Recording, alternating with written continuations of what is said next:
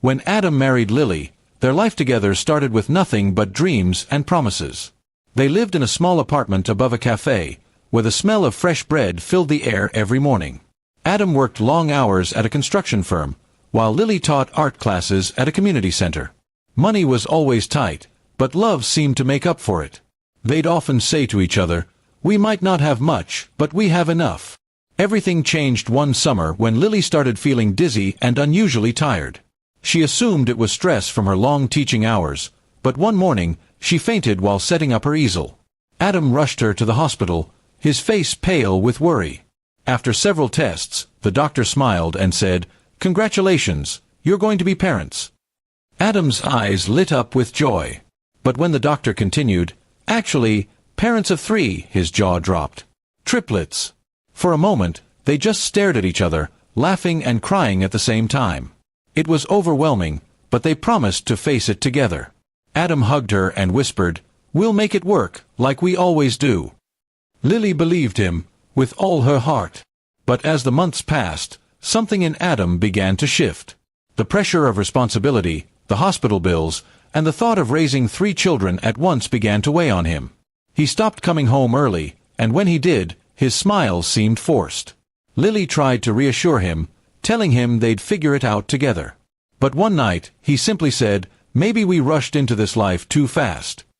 Those words haunted her. She wanted to ask what he meant, but before she could, he began spending nights away, saying he had extra shifts. One Friday evening, Adam didn't come home at all.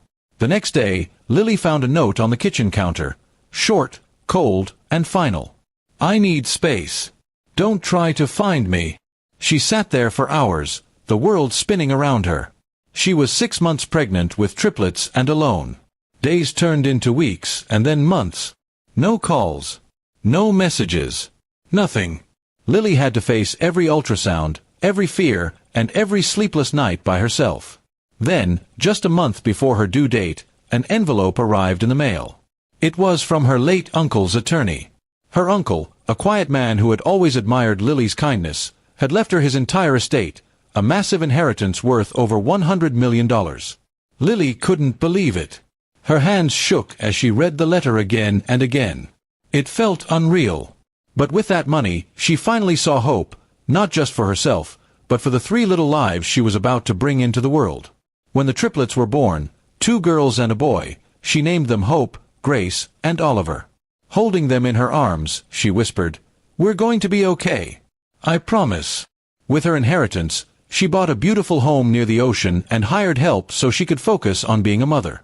Meanwhile, Adam's life was very different. He had left the city, chasing what he thought was freedom. A few months after walking away, he met someone new, a woman named Carla, who came from a wealthy family. Their relationship moved quickly, and within a year, they were planning to marry. Adam never told her about Lily or the babies. In his mind, that chapter was too painful to revisit. One evening, as Adam and Carla sat at dinner with her parents, a news report played softly on the restaurant's TV. The headline caught his attention. "Local woman raises triplets after inheriting $100 million. Her strength inspires thousands." He froze. The photo on screen showed Lily, smiling as she held 3 beautiful toddlers. The fork slipped from his hand. The world went quiet. Carla noticed his expression and asked if he was okay, but he couldn't answer. His heart raced as he realized what he had done, what he had abandoned. He excused himself and stepped outside, the night air heavy against his chest. For the first time, Adam felt the full weight of his choices. He had left not just a wife, but a family, a future, a life that could have been filled with laughter and love. He tried to reach out to Lily, sending messages she never answered.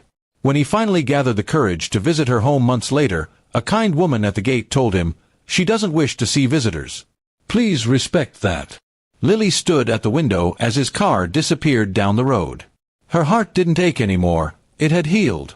She had built a life not out of revenge, but out of resilience. She had learned that strength doesn't always come from who stays, sometimes it comes from surviving who leaves. Years later, when her children asked about their father, she smiled softly and said, "He helped me realize how strong I could be." And that was the truth.